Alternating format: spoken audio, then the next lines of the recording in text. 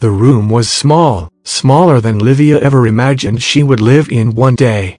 16 square meters that seemed to shrink even more when nightfall, bringing with it memories that didn't fit in that space. The roughly finished plaster walls trapped the moisture, exuding a musty smell that, ironically, she had grown accustomed to breathing. The single bed creaked with every movement. Not that Livia moved much during the nights. Since losing Alice, she slept rigidly, as if any change in position could distance her even further from the memories of her daughter. It had been a drastic change, from the spacious house in the suburbs to this adapted storeroom at the back of a rundown building where the residents barely looked each other in the eyes. It was exactly what she needed, anonymity. There, nobody knew she had been a mother. Nobody came with those pitying looks. Nobody asked how she was dealing with everything. Not even Daniel. Especially Daniel. Daniel with his eyes identical to Alice's. Daniel with the same crooked smile that the girl had inherited. Daniel who held her hand in the hospital while the doctors tried to explain the inexplicable. Daniel who was now just a signature on a divorce paper and a pain she could not face. On that first night in the storeroom bedroom, Livia hugged the pillow, turned towards the wall, and let the tears flow silently. She didn't want anyone to hear her. She was tired of being the mother who lost the daughter. She just wanted to be a ghost, invisible, forgotten. On the second night, however, the crying came stronger. The sobs escaped between her hands, pressed against her mouth as she tried to muffle the sound. That was when she heard knock knock. Livia froze. The knocks came from the wall against which her body was leaning. Precise, firm, as if someone on the other side knew exactly that she was there. She held her breath. Waited. Nothing else happened. On the third night, after a particularly difficult day, she had seen a girl with blonde braids like Alice's at the market. Livia burst into tears again as soon as she closed the bedroom door. She didn't bother to stifle the sobs. This time she let the pain flow, sitting on the floor with her back against the wall. Knock. Knock. Knock. There they were again. The same 3 knocks in the same rhythm in the same spot on the wall. It wasn't a coincidence. Someone was responding to her crying. For a moment, she felt anger. What right did this neighbor have to intrude on her moment of pain? Was it some kind of complaint because of the noise? But there was something in the rhythm of those knocks. They weren't impatient or annoyed. They seemed kind, like someone saying, "I'm here. I'm listening." On the fourth night, when the crying came, Livia waited for the knocks. They came right on time. This time with a racing heart she raised her trembling hand and responded, "Knock. Knock. Knock." From the other side, after a brief silence, a single knock. Like a confirmation. That's how that strange communication started. A code only they understood. 3 knocks to say, "I'm here." 1 knock to respond, "I know." Gradually, the nights became less lonely. Livia found herself waiting for the time to go back to her room, not to cry, but for that strange ritual that had become her only comfort. 1 month after moving in, she discovered a pile of old papers in an abandoned box in the building's hallway. Without much thought, she took some to her room.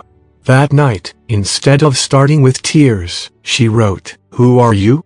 Carefully, she folded the paper and pushed it through the small gap between the floor and the wall. Then she knocked 3 times. The response was slow. Livia was almost giving up when she heard the sound of paper being dragged back. With trembling fingers, she pulled out the note. Someone trying to start over. Simple as that. No name, no history, just that phrase which somehow perfectly described what she herself was trying to do. In the following days, the notes became more frequent. When the tears came, instead of just hitting the wall, Livia wrote, "Today the burden is unbearable." And the response came back, "Breathe 1 minute at a time. You made it this far." When he wrote, "The past won't let me sleep," she would reply, "Do as I do. Count imaginary stars on the ceiling until your eyes grow heavy." They never talked about details. They never asked for names, ages, professions. It was as if they both knew that the magic of that connection was precisely in the anonymity, in the purity of two souls communicating without the burdens and judgments that tales bring. One night, after 3 months in that ritual, Livia felt an overwhelming need to talk about Alice. It was the girl's birthday. She would have turned 7. The whole day was an ordeal. Every hour, every minute passed, laden with memories of what they would be doing if she was still there. The chocolate cake with strawberry frosting that Alice loved so much. The purple and blue balloons she insisted on having. The new dress that would have looked perfect on her. With hands shaking more than usual, Livia picked up a yellowed sheet of paper and wrote. Her name was Alice. She was 6 years old. Her eyes were of the sky. Her laughter like a cartoon. She loved dancing with her father, sleeping, cuddled up with me. Sometimes I still hear her little footsteps running down the hallway. I smell her hair, but I can no longer touch her. Sometimes I think that if I had done something differently, anything, perhaps she would still be here. The pain is such that even love seems to have been lost. But writing this, maybe it's a way to keep alive the part of me that died with her. She folded the paper carefully, as if handing over a piece of her soul, and slipped it through the gap. She knocked 3 times and waited, her heart in her throat. The response took longer than usual. When she finally felt the paper being returned, Livia's hands were trembling so much that she could barely unfold it. Thank you for trusting me with this part of your story. I can't say I fully understand your pain, but I know what it's like to lose something that defines who you are. Today, celebrate Alice, not for what could have been, but for what was. For the love you both shared. For the laughter you can still hear, for the dance that continues in your heart. She is no longer here, but the love you feel for her remains, and that is something no one can take away from you. That was the first night in a long time that Livia slept without crying. Another week passed. The notes continued, bringing a silent comfort to both. Livia began to open up more. She talked about Daniel, about how deeply she loved him, but how each look at him was a painful reminder of Alice. She talked about the guilt she felt for having distanced herself, for not being able to handle the grief alongside him. Your mysterious neighbor also began to reveal more about himself. He talked about the mistakes he made, how he let addictions destroy his family, and about the shame that prevented him from trying to fix things. It was on a stormy night that everything changed. The rain lashed the city, making the old building groan under the strong wind. Thunder reverberated through the thin walls, and the lights flickered threateningly. Livia was curled up in bed, watching the shadows dance across the room with each lightning bolt. When the power finally went out, complete darkness enveloped her. Instinctively, Livia moved closer to the wall, seeking that connection that had become her safe harbor. She knocked 3 times. She waited. Nothing. He knocked again, harder. Anxiety beginning to grow in his chest. Silence. Something was wrong. He always answered. Always. Livia fumbled around the bedside table, finding the small flashlight she kept for emergencies. With her heart racing, she left the room for the dark hallway. The rainwater invaded the floor through the roof leaks, forming puddles that she avoided with difficulty. She stopped in front of the door next to hers. She hesitated for just a second before knocking. No one answered. She tried the door knob. It seemed locked. She looked around, desperate, until her eyes fell on an old fire extinguisher on the wall. When she was ready to strike the doorknob, someone stopped her. It was the person in charge of that place. Without asking anything about her intentions, he said that the door needed to be pushed with force. With a stronger push, she managed to enter. The room was empty, not completely empty. There was an unmade bed, some personal items scattered about, but there was no one there. Livia swept the space with the flickering light of the flashlight until her eyes found a cardboard box in the corner. She approached slowly. Inside the box, she found a photo, a man with a tired but kind appearance, smiling next to a girl of about 8 years old. The child's eyes were intense, full of life, painfully reminiscent of Alice's.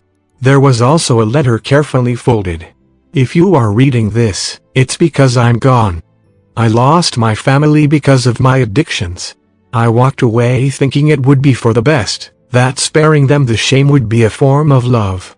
But your words reminded me of the value of presence, of the courage to continue even when everything hurts. Thank you for reminding me what it means to be a father. I will come back. I will try to rebuild. Livia fell to her knees, tears streaming freely. The letter trembled in her hands. That stranger, separated from her by just a thin plaster wall, had touched her soul in ways she couldn't explain.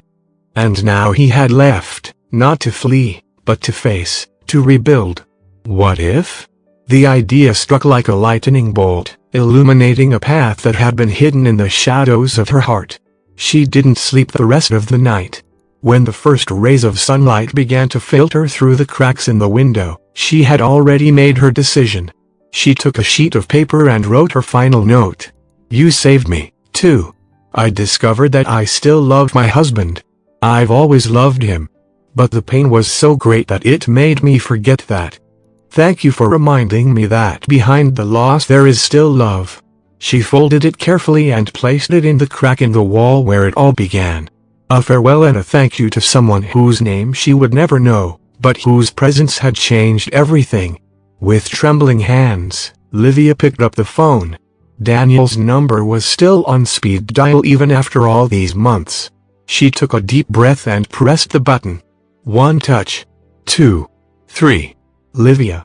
His voice was surprised. She closed her eyes, letting the familiarity of that voice envelop her. How much time had she wasted running away from him when they could have been facing the pain together? Daniel. Her voice came out choked. Can you find me? There was a moment of silence that seemed to last an eternity. I never stopped looking for you. 6 words. 6 simple words that shattered the last wall she had built around her heart. They arranged to meet at the end of the afternoon at the same cafe where they used to go on Sundays before taking Alice to the park, the place where they saw each other for the last time before the divorce. Livia arrived first. She chose a table near the window where she could watch people passing by. Every face that appeared at the door made her heart leap. And then he was there. Daniel looked thinner with more gray hairs than she remembered. But his eyes, the same eyes that had hurt her so much because they reminded her of Alice, now seemed like a comfort, a connection to what they had created together, to the love they shared. He approached slowly, as if afraid she might disappear at any moment.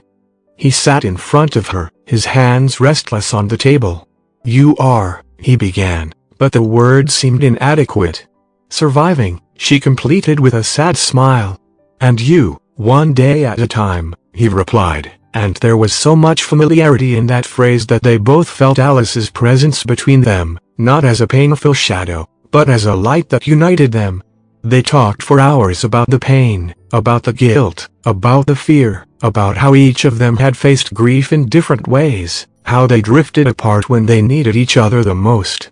I thought looking at you would always be a reminder of what we lost, Livia confessed.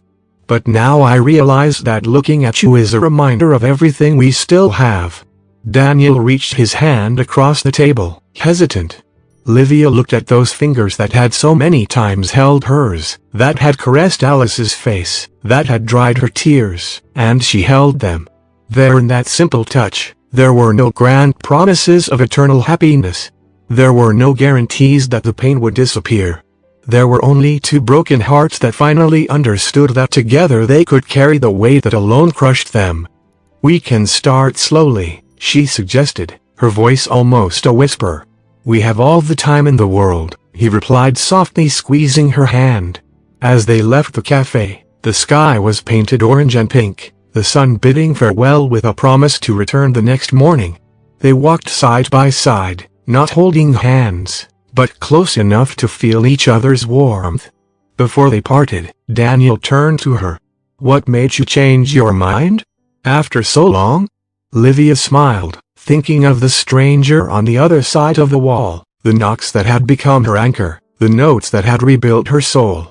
Someone reminded me that sometimes we need a wall between us to really start communicating. He didn't fully understand, but he nodded. There was time for explanations, for stories, for new beginnings. When Livia returned to her small storage room turned bedroom that night, she didn't feel suffocated for the first time. The walls didn't seem to be closing in on her. She sat on the bed, looking at the wall where it all began. She raised her hand and knocked 3 times. There was no response, of course, but somehow she knew that somewhere someone was also starting anew. Someone who, like her, had found the courage to face the past instead of running from it. And in that small room, which once felt like a prison and now was just a temporary stop, Livia fell asleep with a comforting thought. Sometimes we need to completely lose ourselves to find our way back home.